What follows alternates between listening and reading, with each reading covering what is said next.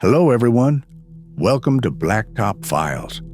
Tonight, we bring you 8 deeply unsettling accounts from people who ventured into the Blue Ridge Mountains after dark and encountered something they can't explain. The Blue Ridge stretches across 5 states, a wrinkled spine of ancient peaks where fog settles like something alive, and the tree cover is so dense that night comes early and stays late. These mountains have their own rules, whispered in the hollows and repeated by rangers who've seen too much. The stories you're about to hear come from hikers, campers, and locals who thought they knew these trails, who believed the darkness held nothing worse than bears or weather. They were wrong. These are their testimonies, sent to us with the understanding that we share them exactly as told. Some of these people still live near the Blue Ridge. Others packed up and left the region entirely, unable to shake what followed them down from those wooded slopes. If you've ever hiked at night, or if you're planning to, you might want to listen carefully to what they have to say. This happened in October of 2019 when I was 32 years old. My name is David, and I'm from Asheville in North Carolina. I'd been hiking the Blue Ridge Trail since I was a teenager, knew them better than most people know their own neighborhoods. That autumn, I was training for a longer trek I'd planned for the following spring, so I started doing night hikes to build up my stamina and get comfortable with navigating in the dark. I'm telling you this so you understand I wasn't some clueless tourist. I knew what I was doing out there. The trail I chose that night was one I'd done dozens of times, a moderate loop about 8 miles long that started near the Blue Ridge Parkway south of Asheville. It wasn't a popular trail, no dramatic overlooks or waterfalls, just good steady climbing through old-growth forest. I parked at the trailhead around 7 in the evening. It was a Wednesday, cold enough that I could see my breath and the lot was empty except for my truck. I didn't think much of it. Midweek in late October, most people were home where it was warm. I had my headlamp, GPS unit, plenty of water, and a satellite communicator in case of emergency. The first 2 hours went exactly as expected. The trail switchbacked up through oak and hickory, the leaves underfoot thick and damp from recent rain. My headlamp beam cut through the darkness, catching the reflective trail markers every few hundred yards. I saw a couple of deer, heard an owl, normal mountain sounds. Around mile 4, I reached the highest point of the loop, where the trail leveled out and ran along a ridgeline for about a mile before descending back toward the parkway. That's where things started feeling wrong. I noticed it first as a change in the forest sounds. Everything went quiet all at once, the way it does when a predator moves through. I stopped walking and turned off my headlamp, letting my eyes adjust, listening. The silence was total. No wind, no small animals rustling in the leaf litter, no insects. Just this heavy, waiting quiet that made my skin prickle. I stood there for maybe 2 minutes, then convinced myself I was being paranoid and switched my headlamp back on. That's when I saw the cairn. It was right in the middle of the trail, maybe 20 feet ahead of me. A stack of rocks about 3 feet high, carefully balanced. I walked up to it slowly, confused because I'd been on this trail countless times and had never seen any cairns. The Blue Ridge trails don't use rock markers like some western trails do. We have blazes painted on trees. This cairn looked deliberate, almost ceremonial. The rocks were stacked in descending size, the top stone flat and smooth like it had been chosen specifically. I stepped around it and kept walking, but I'd only gone about 50 yards when I found another one. Same size, same careful construction, right in the center of the trail. Then another one 50 yards past that. I counted 6 of them total as I walked that ridgeline section, each one identical, each one placed with what felt like purpose. My unease was growing into real fear now, though I couldn't have told you why. They were just rocks, but they felt like warnings. The trail began its descent, winding down through thicker forest. I was moving faster now, wanting to get back to my truck. That's when I heard the footsteps. They were behind me, matching my pace. When I stopped, they stopped. When I sped up, they sped up. I spun around, shining my headlamp back up the trail, but there was nothing there, just trees and darkness and that suffocating silence. I told myself it was an echo, my own footsteps bouncing back from the hillside, but I knew that wasn't right. The sound was too distinct, too separate from my own movement. I started jogging, my breath coming hard, the beam from my headlamp bouncing wildly across the trail. The footsteps behind me broke into a jog too. Not running, just matching my pace exactly, like whatever was back there wanted me to know it was there, wanted me to know it could keep up. Then I heard it ahead of me too. More footsteps coming up the trail toward me.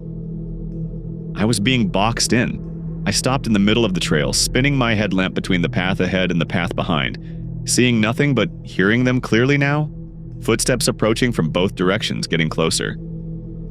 My hand went to the canister of bear spray on my hip, but even as I grabbed it, I knew this wasn't a bear. Bears don't stalk like that. Bears don't coordinate. I did the only thing I could think of. I crashed off the trail into the woods, heading straight down the slope toward where I knew the parkway had to be. It was stupid and dangerous, the kind of thing that gets hikers killed, but staying on that trail felt like a worse option. I was sliding and stumbling through the dark, my headlamp showing me brief flashes of trees and rocks and nothing that looked like a path. Behind me, the footsteps followed. They were faster now, crashing through the underbrush with a speed that didn't seem human. I could hear branches snapping, leaves exploding, something big moving through the forest in pursuit. I ran harder, lost my footing, and tumbled maybe 20 feet down the slope before slamming into a tree trunk, hard enough to knock the wind out of me. I lay there gasping, my headlamp knocked crooked on my head, pointing up at the canopy. The footsteps had stopped.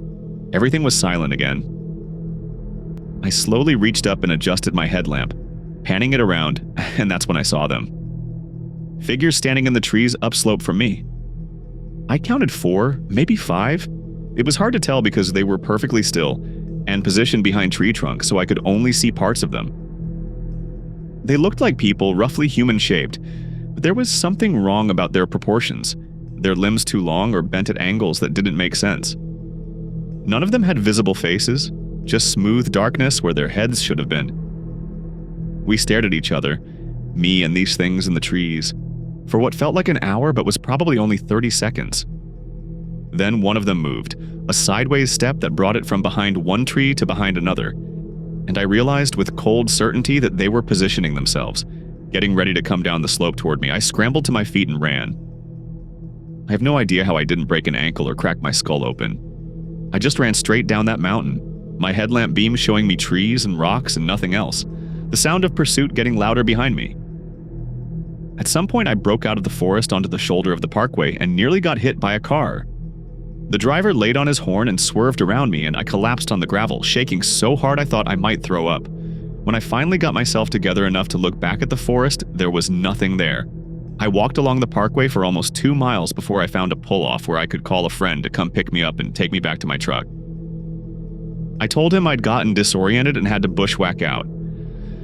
I didn't tell him the truth. I didn't tell anyone the truth until I sent this to you. I went back 2 weeks later during daylight with 2 other experienced hikers. I wanted to see those cairns again, to prove to myself they were real. We hiked the entire loop. There were no cairns, not a single one. My friends asked what I was looking for, and I couldn't explain it in a way that didn't make me sound insane. I still hike, but never at night, and never alone. And I've started paying attention to missing person reports from the Blue Ridge region. There are more than you'd think. People who went out for evening hikes and never came back. People whose cars were found at trailheads, their gear still inside, no trace of them on the trails. I think about those figures in the trees, and I wonder how many others have seen them, and how many of those people made it back down.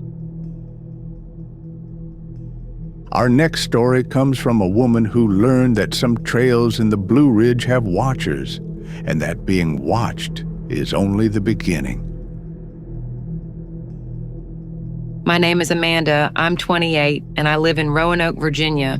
What happened to me occurred in the summer of 2021, during what should have been a peaceful solo camping trip. I just finished graduate school and wanted some time alone in the mountains before starting my new job. I'm originally from Richmond, but I'd spent a lot of time in the Blue Ridge during college, camping and hiking with friends. I felt comfortable in those mountains, or at least I did before that trip. I chose a spot in the Jefferson National Forest, about 45 minutes from Roanoke, near a trail that led to a small waterfall. It wasn't a designated campsite, but dispersed camping was allowed in that area, and I knew a good flat spot about half a mile off the trail near a creek. I'd camped there once before with friends and remembered it being beautiful and secluded. I got there around 4 in the afternoon on a Friday in early June. The weather was perfect, warm but not too hot, and the forest was lush and green. I set up my tent, gathered some firewood, and spent the early evening just relaxing, reading a book, listening to the creek. Around 8, I made dinner on my camp stove and watched the light fade through the trees. That's when I first noticed the smell. It was faint at first, just an occasional whiff on the breeze, but it was distinctly unpleasant, like rotting meat mixed with something chemical and sharp. I assumed there was a dead animal somewhere nearby, maybe a deer that had died and was decomposing. Unpleasant, but not alarming. I was more worried about it attracting bears, so I made sure all my food was properly stored in my bear canister and hung my trash bag from a tree branch, a good distance from my tent. As it got darker, the smell got stronger. By the time full night had fallen and I was sitting by my small campfire, it was bad enough that I was breathing through my mouth. I kept my headlamp on and scanned the trees around my campsite, looking for the source but saw nothing, just darkness beyond the small circle of firelight. Around 10 o'clock, I heard the first stick break. It came from the woods behind my tent, a sharp crack that sounded deliberate. I turned my headlamp in that direction but saw only trees and underbrush. I told myself it was an animal, maybe a raccoon or a possum, and went back to watching the fire. A few minutes later, another stick broke, this time off to my left, then another behind me again, then one to my right. The pattern became clear. Something was circling my campsite. I stood up and called out, "Hey, I'm here, I see you," hoping it was another camper, maybe someone whose idea of a joke was to sneak around and scare solo campers. There was no response. The stick breaking stopped, but the silence that followed felt worse. I could feel something watching me, multiple somethings, positioned at different points around my camp. I made a decision then that probably saved my life. I put out my fire, grabbed my essentials, my phone, my headlamp, my bear spray, and got into my tent. I zipped it fully closed and sat in the darkness, listening. My phone had no signal, which I'd expected. I was too far off the trail and too deep in the forest. For about 20 minutes, nothing happened. Then I heard footsteps, slow and measured, walking around my tent. They didn't sound like any animal I knew. The rhythm was too steady, too purposeful. I could hear whatever it was stepping on the leaves and sticks I'd cleared away from around my tent. It made a complete circuit, then stopped right outside the tent door. I held my breath. The smell was overwhelming now, seeping through the tent fabric, making my eyes water. I could hear breathing deep and wet right outside the thin nylon wall. Then I heard more footsteps approaching, and another set, and another. They gathered around my tent, and I realized with absolute terror that there were at least 6 or 7 of them out there standing in a circle around me. They started making sounds, not words exactly, but vocalizations that almost formed syllables, like they were trying to speak but couldn't quite manage it. The sounds were high-pitched and wrong, and they came in rhythmic patterns like a conversation or a ritual. This went on for what felt like hours, but was probably only 20 or 30 minutes.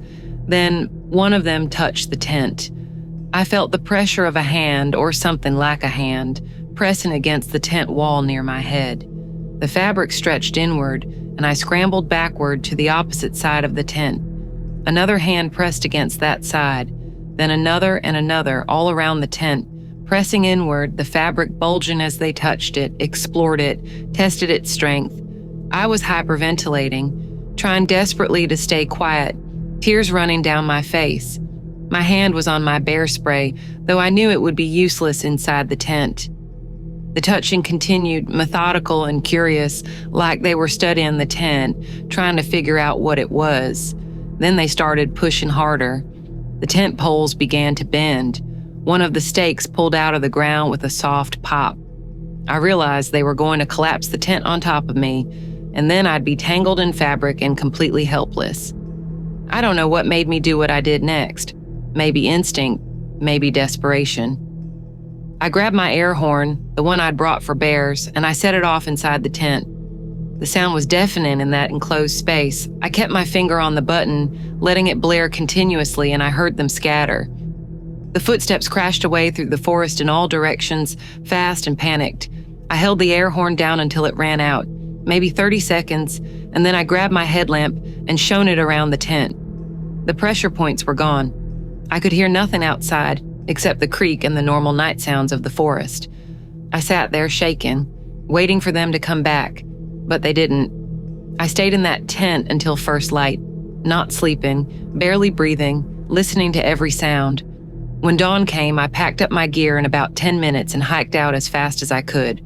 As I was leaving, I made myself walk around the area where my tent had been, looking for tracks or any sign of what had surrounded me. I found footprints in the soft earth near the creek. They looked almost human. 5 toes, a heel, an arch, but they were wrong. Too wide, too long, the toes spread too far apart, and they were pressed deep into the mud, deeper than my own prints, like whatever made them was far heavier than it should have been. I counted at least 8 different sets of prints. I took photos, but when I looked at them later, they were all blurred and corrupted, just digital noise. Every single photo I took that morning was ruined, even though my camera had worked fine the day before. I reported the incident to a ranger when I got back to my car, told him there was something dangerous in that area. He took down my information, but I could tell he thought I'd just spooked myself.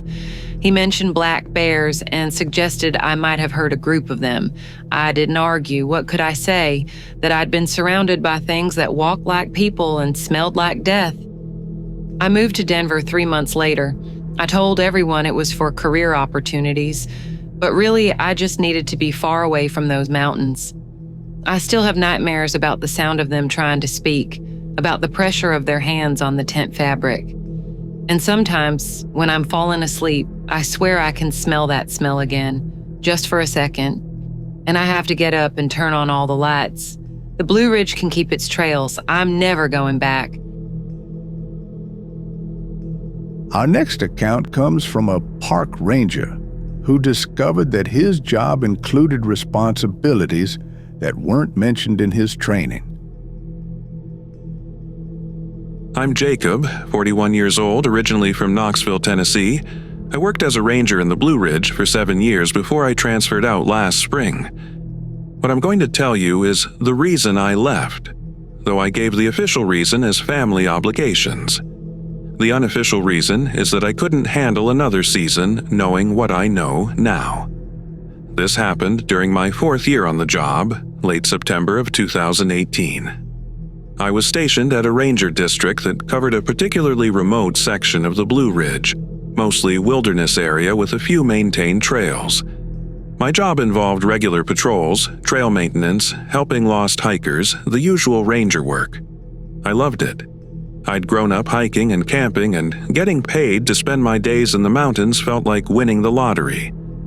The district office where I was based had 3 full-time rangers and 2 part-time staff. My supervisor was a guy named Carl, been a ranger for almost 30 years, knew every inch of our district. He was the one who eventually told me the truth, but not until after what happened that September night. I was on evening patrol, which we did maybe twice a week, just driving the forest roads and checking the main trailheads for any problems. It was around 9 o'clock, fully dark, when my radio crackled and Carl's voice came through.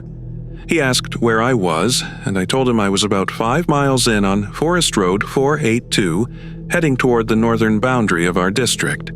He told me to turn around immediately and come back to the office. There was something in his voice, a tension I'd never heard before. I asked if there was an emergency, and he just repeated that I needed to come back now and to stay on the main roads. When I got back to the office about 20 minutes later, Carl and the other full-time ranger, a woman named Patricia, were waiting outside. They had the office truck loaded with gear, rope, flares, what looked like industrial-strength spotlights, and a rifle case I'd never seen before. Carl told me to get in the truck he was driving. We headed back out on Forest Road 482, past where I'd been when Carl called me, deeper into the wilderness area. I kept asking what was going on, but Carl wouldn't answer. Patricia, sitting between us in the bench seat, just stared straight ahead with an expression I couldn't read. Finally, about 10 miles in, Carl pulled off onto a side track I'd never noticed before, barely more than 2 ruts through the trees. We drove for another mile on this track until we reached a clearing. Carl parked and killed the engine, and we all sat there in the dark for a moment. "There are things about this job you don't learn in training," Carl said. "Things we only tell rangers who need to know. Tonight, you need to know." He explained that in certain sections of the Blue Ridge, there are trails that aren't on any official maps. These trails appear and disappear, sometimes visible for months, sometimes gone for years. They're always in remote areas, always at least a mile or 2 from maintained trails, and hikers need to be kept away from them. I must have looked skeptical, because Patricia spoke up then. She told me she'd been a ranger for 12 years and she'd lost count of how many times she'd been called out on night patrols like this. She said most rangers who work the Blue Ridge long enough eventually have to do it, this thing we were about to do. Carl opened the rifle case. Inside was a rifle I didn't recognize, definitely not Forest Service issue. He told me it was loaded with specialty rounds, not for killing, but for deterrence. He didn't explain what that meant. We got out of the truck and geared up. Carl and Patricia each took a spotlight. I was given a handheld GPS unit that showed our location and, weirdly, several blinking red dots scattered across the screen around us. Carl said those were the positions of the trails we needed to mark. We hiked into the woods, using our spotlights to navigate. The forest felt wrong. Too quiet and too dark, even darker than it should have been with no moon. We walked for about 30 minutes before we reached the first trail. I saw it before we got close, a clear path cutting through the forest, about 4 feet wide, the ground bare dirt. It looked freshly made, like something had recently cleared the vegetation. But that wasn't the disturbing part. The disturbing part was the markers. Lining both sides of the trail, spaced every 10 feet or so, were figures made of sticks and branches. They were roughly human-shaped, about 3 feet tall, and they'd been woven together with what looked like strips of bark or vine. Each one had a round stone for a head, and someone had drawn symbols on the stones in what I desperately hoped was mud or paint. Carl pulled out a bundle of red ribbons from his pack and started tying them around trees at the trail entrance, weaving them across the path. He told me to help. We completely blocked the trail entrance with ribbons, dozens of them, creating an almost solid wall of red fabric between the trees. Hikers see these. They turn back, Carl said. Something about the pattern we use, the color, the way we place them. It works on a subconscious level, makes people uncomfortable, makes them choose a different direction. What happens if they don't turn back, I asked. Carl and Patricia exchanged a look. That's why we check them regular, Patricia said. Make sure the ribbons are intact. If they're torn down or disturbed, we replace them immediately. We moved to the next location on the GPS, about half a mile away. Another trail, more stick figures, more red ribbons. We did this 4 more times that night, marking 6 trails in total. Each one looked freshly made, and each one was lined with those figures. At the last trail, as we were finishing with the ribbons, I heard something. A voice, or many voices, singing. It was coming from down the trail, maybe a quarter mile away, a high-pitched chorus that didn't sound quite human. The melody was repetitive and wrong, notes that didn't fit together properly. Carl grabbed my arm hard. "Back to the truck," he said. "Now." We moved fast, not quite running, but close. The singing followed us, seemed to come from multiple directions, ahead and behind and to both sides. I could see Patricia's hands shaking as she held her spotlight. We made it back to the truck, and Carl drove us out of there fast, the truck bouncing over the rough track. None of us spoke until we were back on the main forest road. "What were those figures?" I finally asked. "Markers," Carl said, "like signs saying claim territory.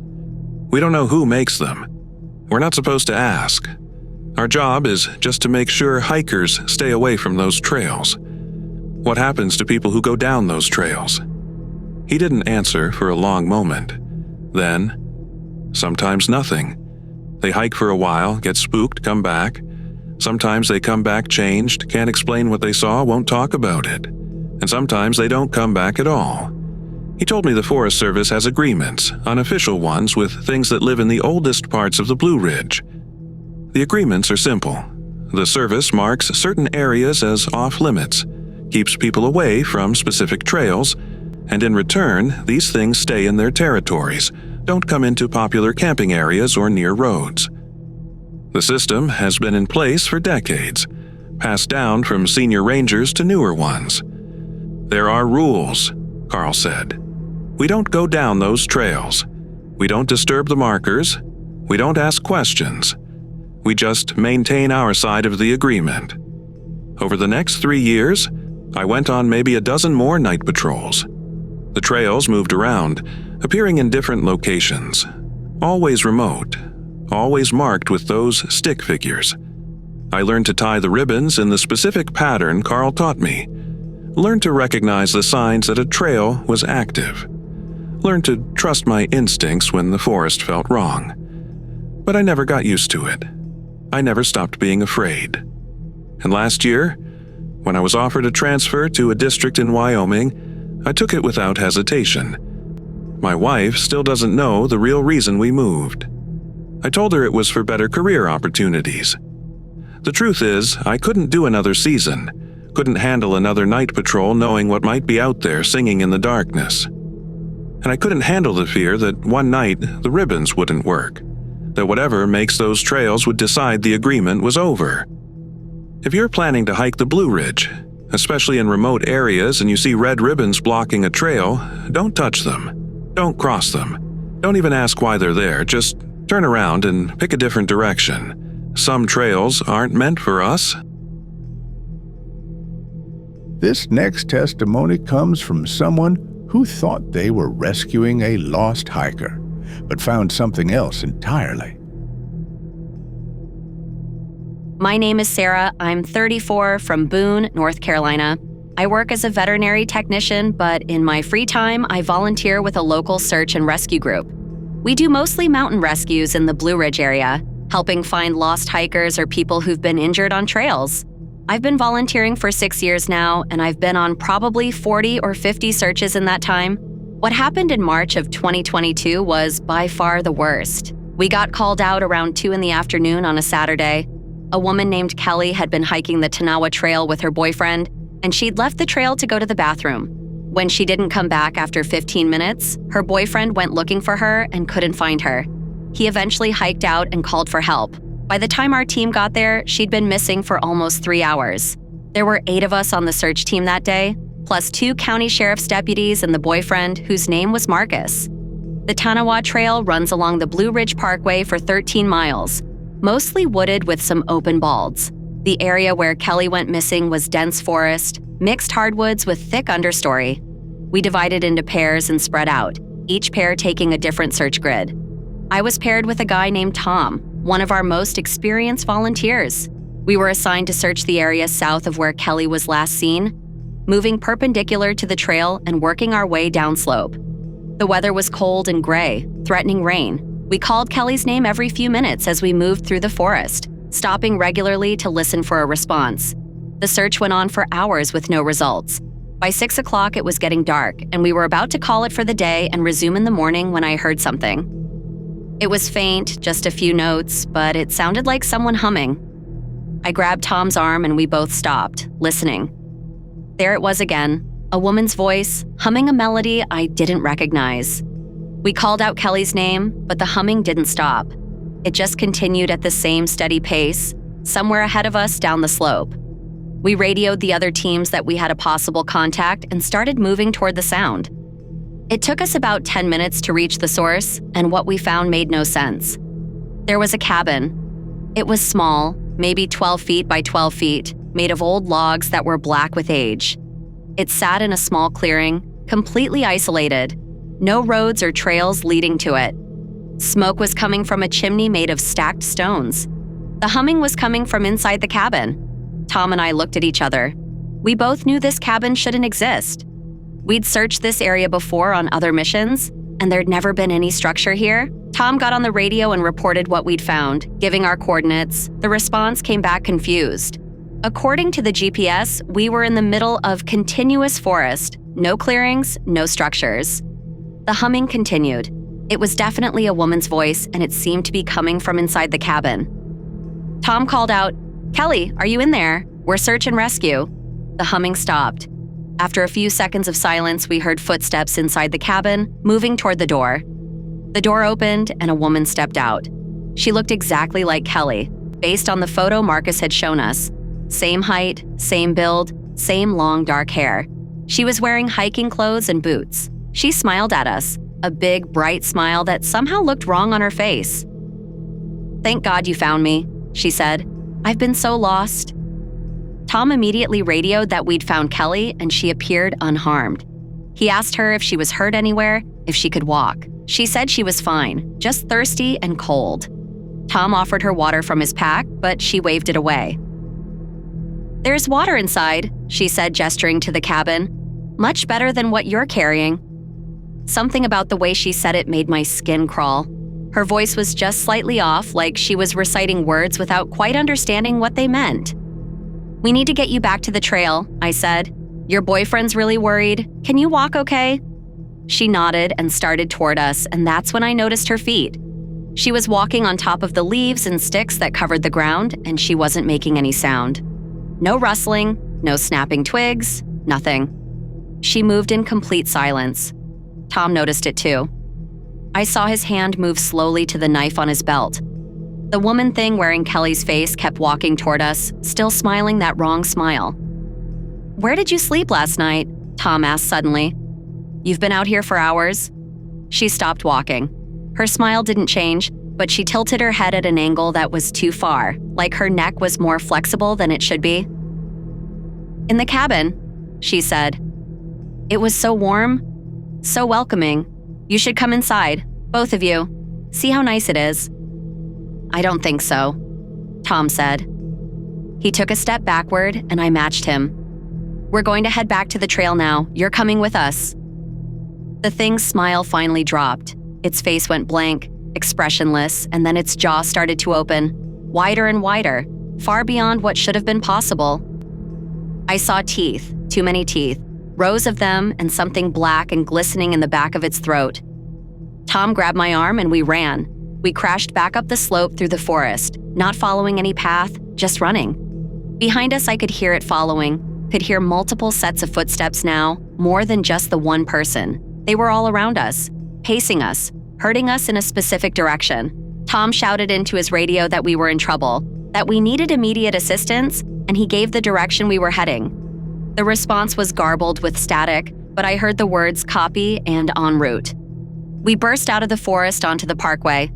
A sheriff's vehicle was there, the deputy already out of his car with his hand on his weapon. We stumbled onto the road, both of us out of breath, and I turned back to look at the forest. There was nothing there, no movement, no sound. The forest was empty and still. The deputy called for the other search teams to converge on our location. When everyone had gathered, we told them what we'd seen. The team leaders exchanged looks that told me they believed us more than they wanted to. Marcus was there, and he looked devastated. "That wasn't Kelly?" he asked. "No," Tom said. "I don't think it was." They sent a team of 4 into the forest to search for the cabin, armed deputies included. They found nothing. No cabin, no clearing, no sign that anyone or anything had been there. They did find something else, though, about half a mile from where the cabin should have been. They found Kelly. She was alive but unconscious, lying at the base of a tree. She had no injuries, no signs of exposure, nothing to explain why she'd been unconscious. The medics said her vital signs were fine. She woke up in the ambulance on the way to the hospital and had no memory of anything after leaving the trail to go to the bathroom. Kelly spent 2 days in the hospital under observation. Physically, she was completely healthy. Mentally, she started having nightmares. She told the doctors she dreamed about being in a cabin, about something wearing her face, about hearing people calling her name but not being able to respond. The official report said Kelly had gotten disoriented, wandered off trail, and passed out due to dehydration and stress. They couldn't explain her lack of injuries or how she'd ended up so far from where she'd left the trail. And they definitely couldn't explain what Tom and I had seen. I quit search and rescue after that. I told everyone it was because I was too busy with work, but really, I just couldn't do it anymore. I couldn't go back into those woods, couldn't risk running into that thing again, or whatever else might be out there wearing familiar faces. Tom quit too. We don't talk about what we saw that day, haven't discussed it since we gave our reports. But I know he thinks about it. I can see it in his face whenever we run into each other in town, this shared knowledge that we both wish we didn't have. And sometimes at night when I'm falling asleep, I hear humming. Just a few notes of that melody, that song I didn't recognize. I tell myself it's my imagination, just my brain replaying memories. But it sounds so clear, so close, like it's coming from right outside my window. I don't open my curtains to check. I think that's probably a very good decision. The next story comes from a biology student who went looking for local wildlife and found evidence of something that shouldn't exist. I'm Michael, 26 years old, originally from Charlotte, North Carolina. In 2020, I was a graduate student at Appalachian State University, working on my master's in wildlife biology. My thesis research involved studying salamander populations in high-elevation forests of the Blue Ridge, which meant I spent a lot of time hiking remote trails and setting up camera traps to monitor the areas. In August of that year, I was working in a section of the Pisgah National Forest, about an hour south of Boone. I had 12 camera traps set up along a 2-mile stretch of forest, each camera positioned near a stream or seep where salamanders are most active. The cameras were motion activated and took both photos and short video clips. I checked them every 2 weeks, swapping out SD cards and batteries. This was my 4th check of the season, mid-August, and I was hiking out to the cameras early on a Thursday morning. The weather was perfect, cool and misty, typical for that elevation in late summer. I reached the first camera around 8 o'clock and immediately noticed something wrong. The camera had been moved. Not knocked over by an animal, but deliberately repositioned. It was now pointing away from the stream, angled up toward the trail instead. The housing was undamaged and the camera was still recording, but someone had clearly adjusted it. I checked the SD card right there, scrolling through the images on my laptop. For the first week after I'd installed it, everything looked normal. Salamanders, a few deer, some raccoons, the usual forest wildlife. Then, on day 9, there was a series of photos taken around 2 in the morning. The first photo showed a figure standing on the trail, about 20 feet from the camera. It was roughly human-shaped, but the proportions were wrong, the limbs too long and thin, the torso too narrow. The image was grainy and motion-blurred, but I could see it was looking directly at the camera. The next photo, taken 3 seconds later, showed the figure much closer, maybe 10 feet away. It had moved impossibly fast for such a short time interval. The third photo showed it reaching toward the camera, and then there were several minutes of black frames, like the lens had been covered. When images resumed, the camera was pointing in its new direction, toward the trail. And for the next 5 days, it had captured hundreds of photos of figures walking on that trail. They came at night, always between midnight and 4 in the morning, always walking in single file, always heading in the same direction, deeper into the forest. I counted at least 30 distinct figures across all the photos. They varied in size, but all had that same wrong proportion, those too long limbs.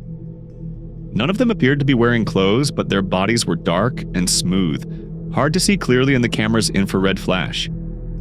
I sat there in the woods staring at my laptop screen for probably 20 minutes, trying to make sense of what I was seeing. Then I packed up that camera and hiked as fast as I could to the next location. The second camera had also been moved, repositioned to point at the trail.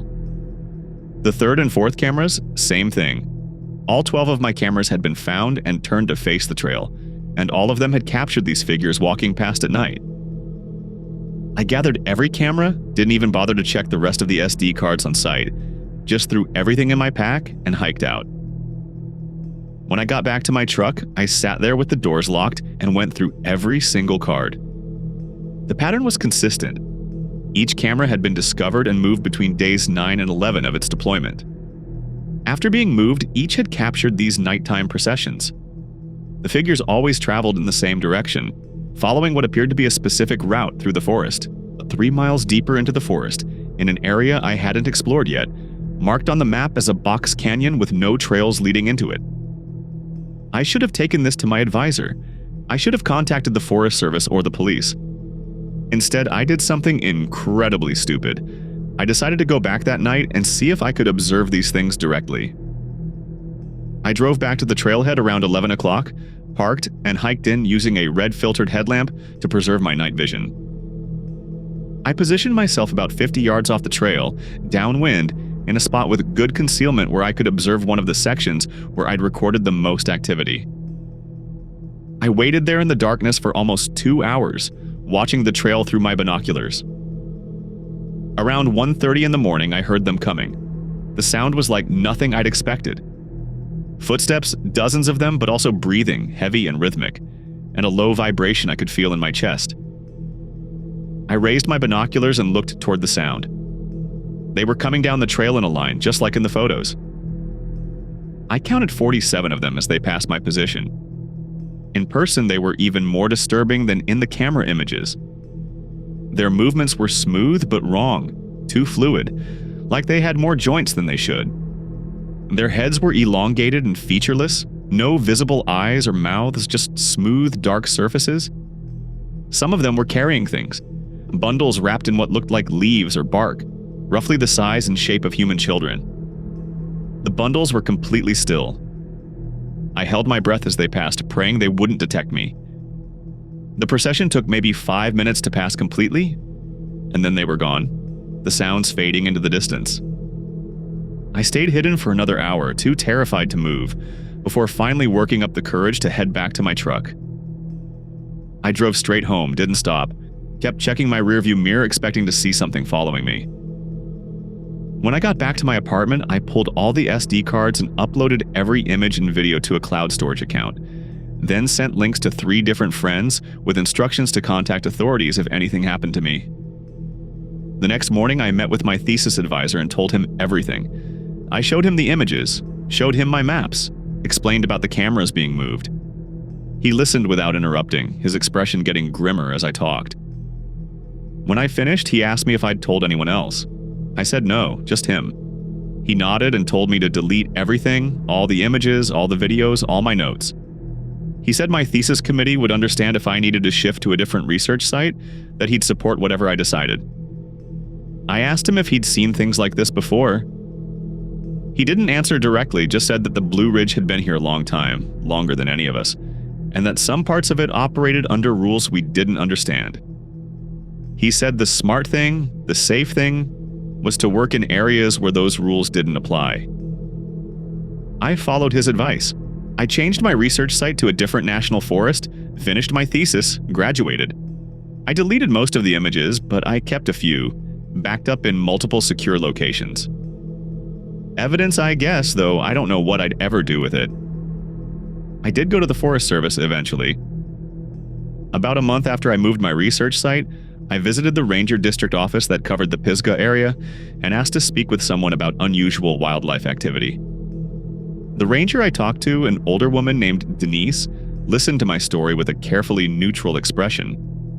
When I finished, she told me that they occasionally got reports of unusual sightings in remote areas.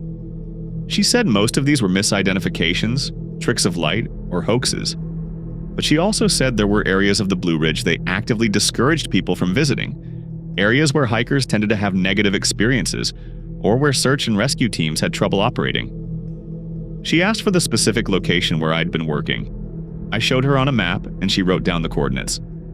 Then she thanked me for the report and told me they'd look into it. I never heard back from her. A year later, I checked that area on the Forest Service website.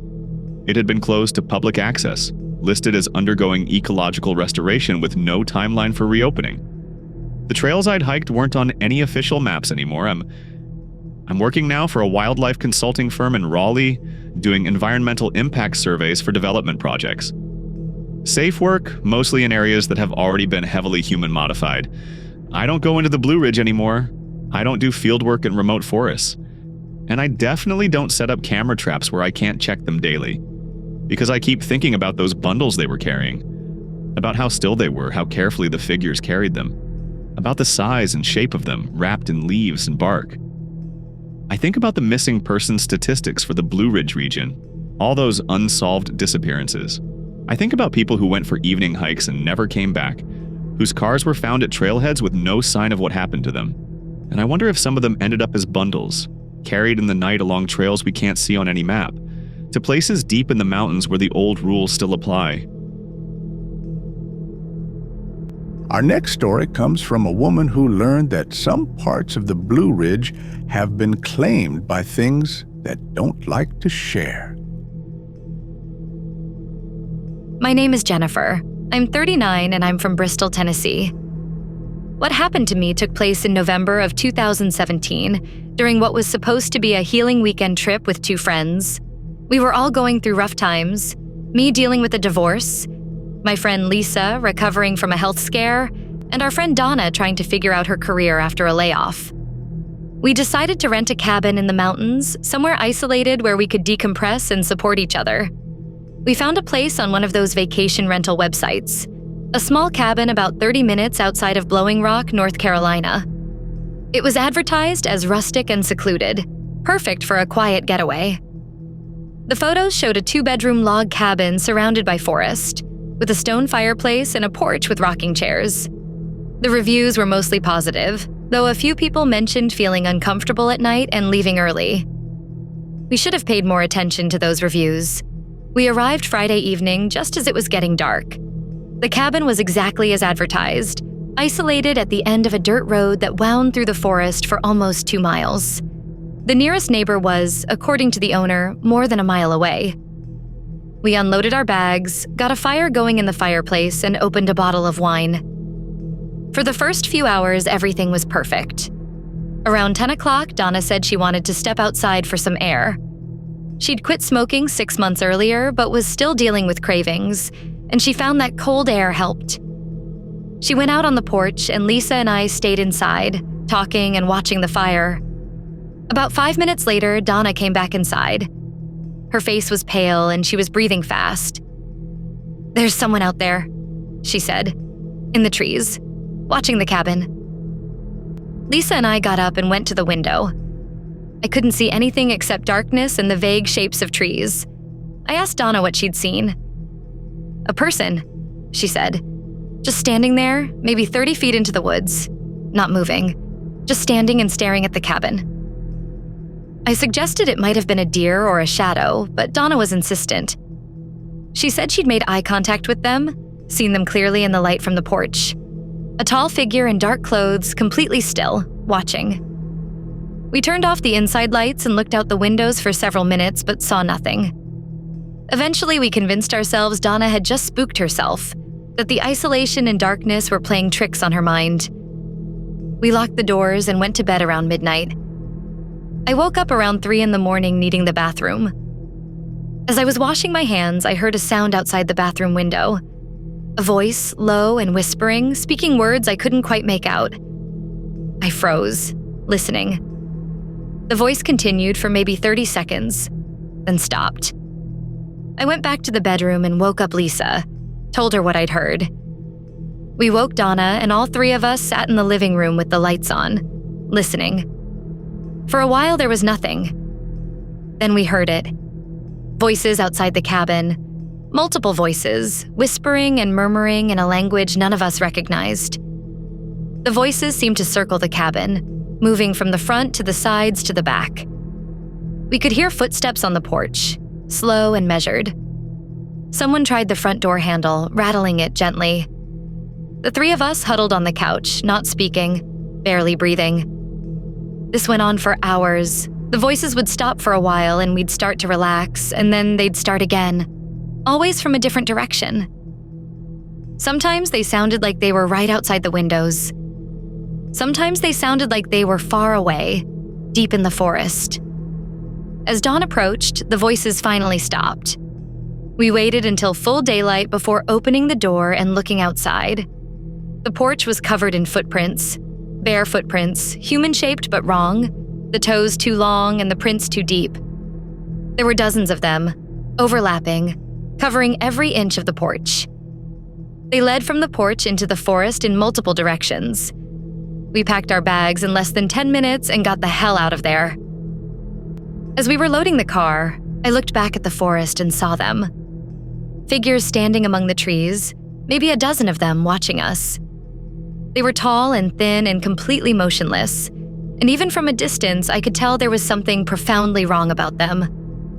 We drove down that dirt road faster than was safe, and we didn't stop until we were back on the main highway. Donna was driving, and her hands were shaking on the wheel. Nobody spoke for the first 20 minutes. When we finally felt safe enough to talk, we tried to make sense of what had happened. Lisa suggested we call the police, report that there were people harassing the cabin. But what would we tell them? That we'd heard voices and seen footprints? That people were standing in the forest watching us? It sounded ridiculous even as we discussed it. I called the cabin owner, told her we'd had to leave early due to a family emergency, and asked if she could refund part of our rental fee. She was quiet for a moment, then asked if we'd experienced any problems at the cabin. I said no, just that we'd had to leave unexpectedly. She said, "If you did have any problems, I'd appreciate you not leaving a public review about them. Some guests are more sensitive to the location than others." I asked what she meant by that. She said the cabin was in an old part of the forest, that there were local stories about the area, and that some people found it unsettling. She offered to refund our full rental fee if we'd agree not to leave a review. I agreed. The money showed up in my account 2 days later. I did some research after we got home, looked into the history of that area. The land where the cabin sat had been logged heavily in the early 1900s, and there was a small logging camp there for several years. The camp was abandoned suddenly in 1924 after several workers disappeared. The official explanation was that they'd deserted, gone looking for better work elsewhere, but there were rumors of something else, of the loggers disturbing something in the forest that didn't want to be disturbed. There were also older stories, Cherokee legends about that part of the mountains being home to the Nunahai, spirit people who lived in invisible towns and sometimes took humans who wandered too far into their territory. The legends said the Nunahai looked almost human, but not quite, that they could make themselves seen or unseen at will, and that they didn't appreciate intrusions. I don't know what we encountered that night.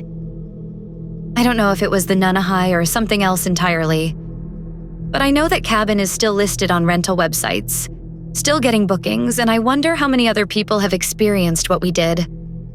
I also wonder about the guests who leave early, like we did. How many of them were paid to stay quiet? How many of them agreed not to leave reviews that would warn others? I haven't been back to the Blue Ridge since that weekend. Lisa and Donna haven't either.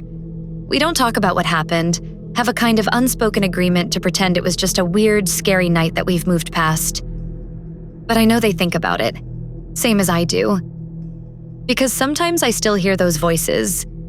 Not really, just in my memory, but they're so clear it's like I'm back in that cabin with the darkness pressing against the windows and something circling outside, whispering words in a language older than any I've ever heard. And I think about those figures standing in the trees, watching us leave. I think about how still they were, how patient, like they had all the time in the world, like they knew we'd eventually have to come back. The next account comes from someone who took a wrong turn on a familiar trail and discovered that the Blue Ridge doesn't follow the same map twice. I'm Robert, 52 years old, from Charlottesville, Virginia. I've been an avid hiker my entire adult life, done trails all over the eastern United States. The Blue Ridge has always been my favorite, close enough for weekend trips, challenging enough to stay interesting. I thought I knew these mountains. I was wrong. This happened last year in April of 2024. I'd taken a week off work to do some solo hiking, planned to tackle several trails I'd been meaning to revisit. On day 3 of my trip, I drove out to a trail near Mount Mitchell, the highest peak in the eastern US. It's a popular area, well-maintained trails, good signage. I'd hiked there at least a dozen times before. I started around 7 in the morning, planning to do a loop trail that would take about 6 hours. The weather was perfect, clear and cool, and I was in good spirits. The first few hours went exactly as expected. I passed several other hikers, exchanged the usual greetings, and made good time up the initial climb. Around noon, I stopped for lunch at a familiar overlook about 5 miles into the hike. I ate my sandwich, took some photos, and checked my map. According to my GPS, I was exactly where I should be. The trail ahead would descend for about a mile, then follow a ridgeline for 2 miles before looping back toward the parking area. I started down the descent, and that's where things went wrong. The trail began to change. Subtle at first, just small differences I couldn't quite identify. The vegetation looked slightly different, species I didn't recognize mixed in with familiar oaks and pines. The trail markers seemed faded, older than they should have been. And the sounds were off, too quiet, like the normal forest noise was being muffled by something. I checked my GPS again. It showed me still on the trail, but something felt wrong. I decided to trust my instincts and turn back, return to the overlook and restart from there. I hiked back up the trail I'd just descended. It took about 20 minutes, and when I reached what should have been the overlook, there was nothing there. The trail just continued into the forest, no overlook, no clearing, no view. The terrain was wrong, too steep, too heavily wooded. I stopped and really looked at my GPS unit. The device showed me on the correct trail, but the topographic details on the screen didn't match what I was seeing around me. According to the GPS, I was at an overlook with clear sightlines to the east. In reality, I was standing in dense forest with no views at all.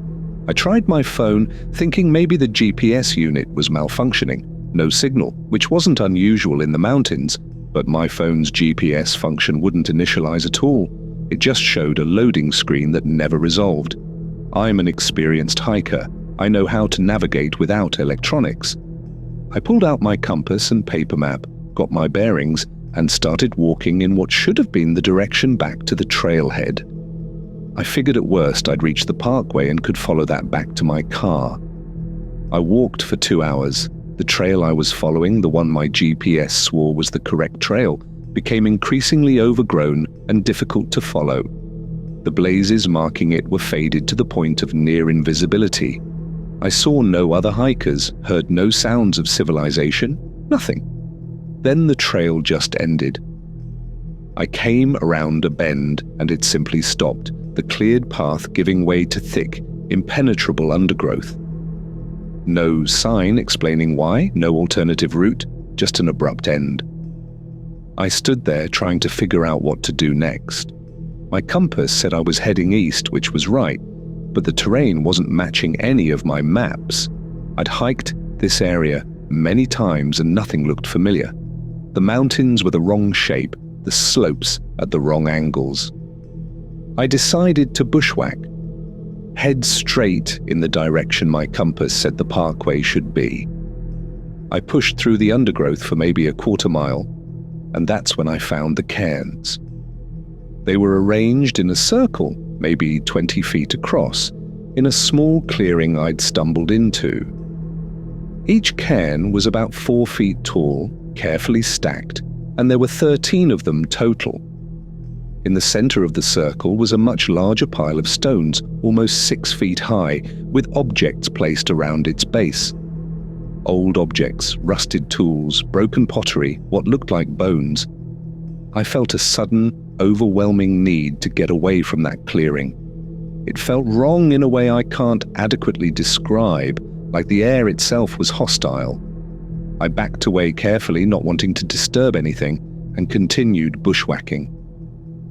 The next hour was a blur of difficult hiking through rough terrain. I was getting tired and starting to worry seriously about my situation. I had enough supplies for the planned hike, but if I got truly lost out here, those supplies wouldn't last long. Then I heard water, a stream somewhere ahead of me. Streams meant valleys, valleys meant civilization eventually. I pushed toward the sound and found a creek maybe 10 feet wide, clear water flowing over rocks. Here's where it gets really strange. I recognized this creek. I'd crossed it before, on previous hikes in this area. There was a distinctive fallen log that formed a natural bridge and a peculiar rock formation on the far bank. I'd taken photos there on past trips, but according to my compass and the position of the sun, this creek was running in the wrong direction. It should have been flowing east to west. Instead, it was flowing north to south. I stood there staring at the water, trying to make this make sense. Same creek, same distinctive features, wrong direction. That's not possible. Water doesn't change direction. Topography is fixed. I followed the creek downstream, reasoning that it had to lead somewhere. As I walked, I noticed more impossibilities. Rock formations I recognized, but in the wrong places. Trees that looked familiar, old, distinctive trees I'd seen before, but they were on the wrong side of the creek or at the wrong elevations. It was like the mountain had been taken apart and put back together incorrectly. After another hour of following the creek, I finally heard traffic. I crashed through the last stretch of forest and emerged onto the Blue Ridge Parkway. I'd made it out, but I wasn't where I should have been. I was almost 15 miles south of where I'd parked, according to the mile markers on the parkway. I'd somehow covered 15 miles in the wrong direction while my GPS insisted I was on the correct trail. I hitched a ride back to my car from a tourist couple. They asked if I'd had a good hike, and I just nodded, not trusting myself to explain. When I got home, I looked at the GPS track from my device. According to the data, I'd followed the trail exactly as planned, completed the loop perfectly, and returned to my car after 6 hours.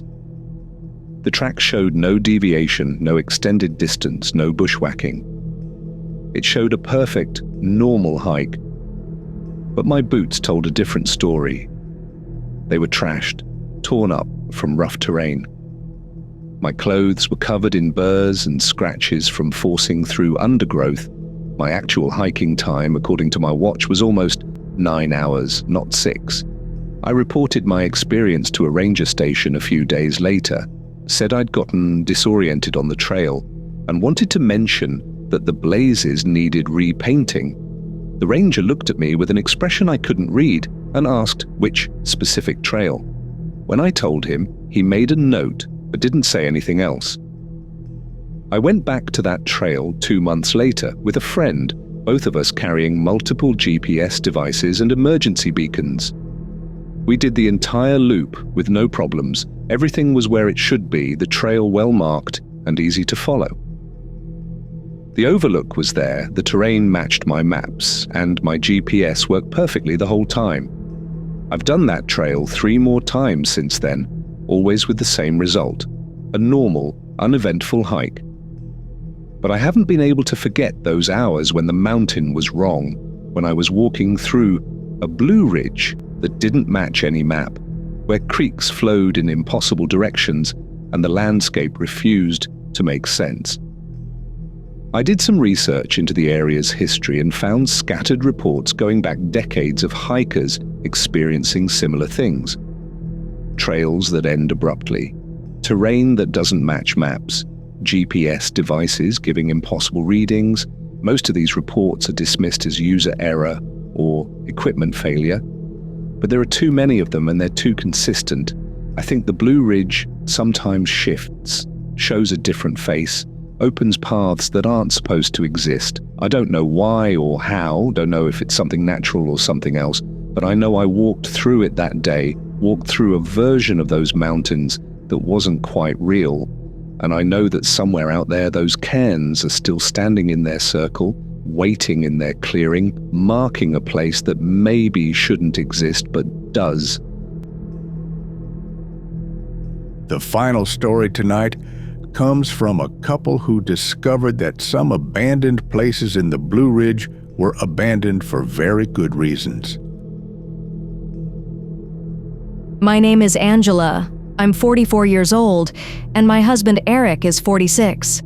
We live in Roanoke, Virginia, and we've been married for 20 years. We're both into urbex, urban exploration, investigating abandoned buildings and industrial sites.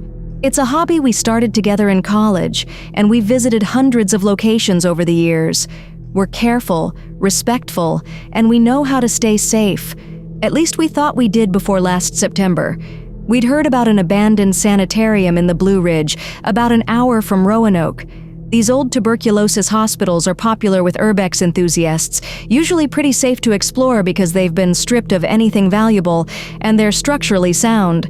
This particular sanitarium had been closed since the 1960s and was supposedly being converted into condos, but the development had stalled and the buildings were sitting empty. We drove out there on a Saturday afternoon in September. The sanitarium was located on a hillside overlooking a valley, accessible by a long, winding access road. The main building was a 3-story brick structure with 2 long wings extending from a central administrative section. There were several smaller outbuildings scattered across the property, and everything was surrounded by forest that had been encroaching steadily for decades. We parked at the bottom of the access road and hiked up. There were no trespassing signs, but that's standard for abandoned properties. We weren't planning to vandalize anything, just take photos and explore safely. The main building's front entrance was boarded up, but we found a side door that had been forced open, probably by other explorers. Inside, the sanitarium was in surprisingly good condition. Some vandalism and graffiti, but most of the structure was intact. We spent about an hour exploring the first floor, photographing the old patient rooms, the nurses' station, the common areas, everything you'd expect from a mid-century hospital. Eric wanted to check out the basement, where the old boiler room and laundry facilities would be. I wasn't as enthusiastic. Basements in abandoned buildings tend to be dangerous, but he convinced me. We found stairs leading down from the main hallway. The basement was extensive, a maze of corridors and rooms stretching under the entire building. We moved carefully, using our flashlights to check for hazards. The air was damp and smelled of mold and rust. We found the boiler room, the laundry, storage areas filled with old furniture and equipment. Then we found a corridor we almost missed. It was behind a partially collapsed wall in the boiler room, leading deeper under the building. Eric wanted to check it out, and against my better judgment, I agreed. This corridor was different from the rest of the basement. The walls were rougher, older, like they'd been carved out of the bedrock rather than properly built. The ceiling was lower, maybe 6.5 feet, and our flashlight beams didn't penetrate very far into the darkness ahead. We followed this corridor for maybe 50 feet before we found the rooms. They were small, maybe 8 by 8 feet, carved into the rock on both sides of the corridor. Each had a heavy metal door, most of them hanging open or fallen off their hinges.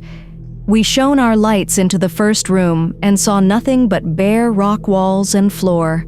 The second room was the same. The third room had scratches on the walls, deep gouges in the stone, like someone had clawed at them with their fingernails. The fourth room had writing. It covered every surface, walls and ceiling and floor, scratched into the rock.